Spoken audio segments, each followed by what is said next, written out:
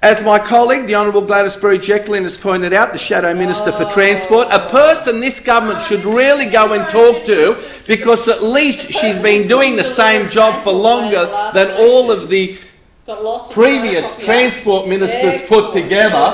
I'm just trying to remember who the current transport minister is. I was trying to remember who the current transport minister is. At least, as she pointed out, it's even more embarrassing that the Premier was unable to provide any evidence that the system has improved travel times for bus commuters. The RTA has previously expressed concern about whether this project would actually improve bus travel time, and we continue to wait for the government to provide evidence that the money has been well spent and not simply another press announcement. In relation to the government's bus maintenance records, I note that as of May of last year, 25% of Sydney buses have travelled more than 1 million kilometres. In the last 3 years, the number of buses that have clocked up more than 1 million kilometres has risen from 15% to 26%. More than 1/3 of all buses are beyond the optimal 13-year length of service that the Ministry of Transport specifies for private buses. In relation to the government's commitment and consistency in its promise to deliver quality buses to the people of New South Wales, I note that on the 4th of June 2007, the then Minister for Transport, John Watkins, stated, and I quote, "More than 250 environmental buses to be introduced in Sydney will reduce greenhouse gases by 190 tonnes a year.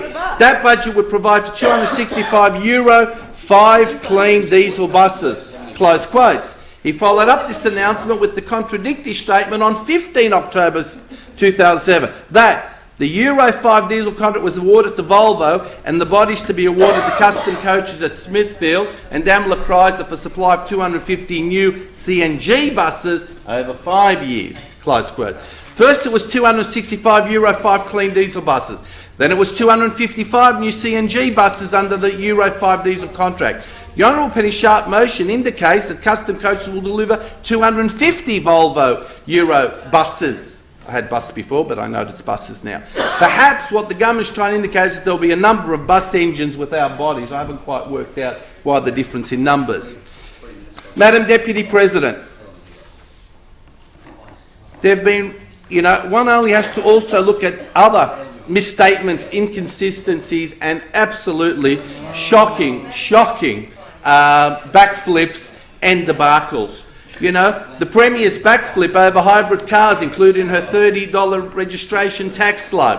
The Rozelle Metro disaster, with the cost of Labor's Rozelle Metro incompetence standing over $500 million, $500 million. Imagine how many buses that would have assisted in us in being able to purchase or other area.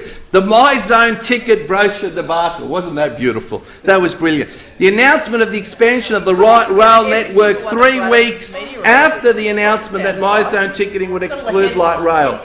And her misleading statement to the media on the 21st of February this year that we'll look at what the government's already delivered, 96% on time and on running on a train network, the Epping to Chatswood train rail link, 31 strategic bus corridors, and that's just the start, close quotes. When in reality, only 6 Sydney strategic bus corridors had been completed, according to FOI documents obtained by the New South Liberals and Nationals. The Epping to Chatswood train rail link was originally announced as the Parramatta to Chatswood rail link before being halved to stop at Epping, coming to a $1 billion over budget, and 3 years later, again, imagine what we could have done with an extra $1 billion. It's just money as far as this government's concerned. We'll just throw it away, it doesn't matter. And in 2005, Labor changed the definition, and this is the part I love, the typical creative bookkeeping accounting by this government.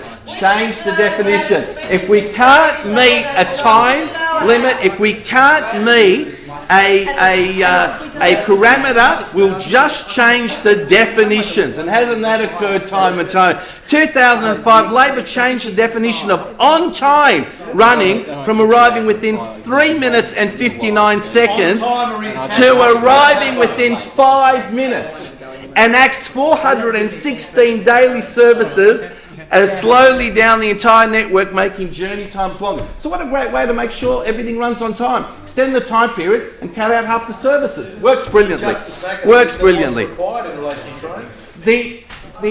the then Minister for Transport, David Campbell, made an embarrassing error in Parliament during the last week of sitting in February, where he accused the Herald of hacking into the government's Transport Blueprint website to access confidential documents. This was another example of a government's tendency to hurriedly scapegoat others without proper investigation, internal communication and willingness to take responsibility for their own actions. Let's just blame someone else. It's never their fault.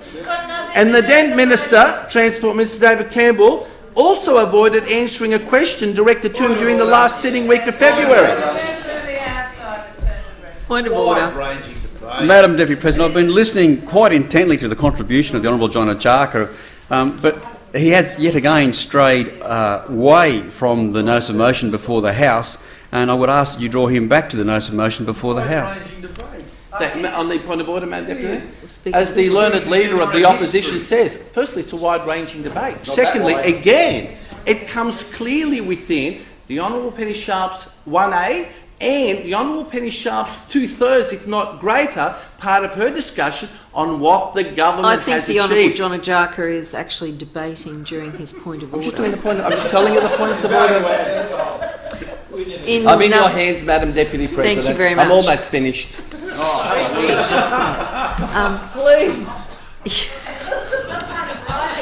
In ruling on the point of order, I would have to say that you have certainly debated on wide-ranging issues, and I would hope that as you are near the point of finishing your contribution to the debate, that you would perhaps come back to the issue that was moved by the Honourable Penny Sharp in relation to buses and also to the to custom coaches. Thank you. In conclusion, Madam Deputy President, just to recap and not take too much time of this chamber, you know, as I said earlier, had we had a motion before us, had we had a speech, I'd go a lot quicker without the interjections, Madam Deputy President. But thank you, Madam Deputy President. And this gives me time to actually do my reply. Sorry, Madam Deputy President, I've just got to, if I can just recap again, to start again. Had we had before us simply a motion that genuinely thanked and congratulated custom coaches, this would have been a 30-second speech from the opposition and from myself.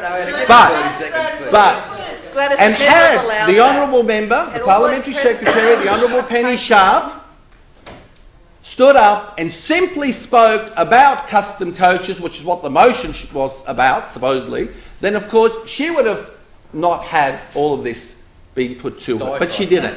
She opened the door, Madam Deputy President. She wanted to simply, as usual, just give their spin side of it, but they're not interested in hearing real facts from the opposition. They're not interested. So, without taking any more time, Madam Deputy President, I want to sincerely congratulate custom coaches. I want to congratulate them on a great effort and a great contribution. I want to congratulate them on being able to continue to survive notwithstanding this government. Because imagine how much easier business would have been if we had a government that could, you know, assist in a real way for businesses in New South Wales. And, you know, if it was, you know, and because we don't want to waste time, it's for that reason that I did not move a motion to amend by deleting 1B, because that would have simply taken up unnecessary time.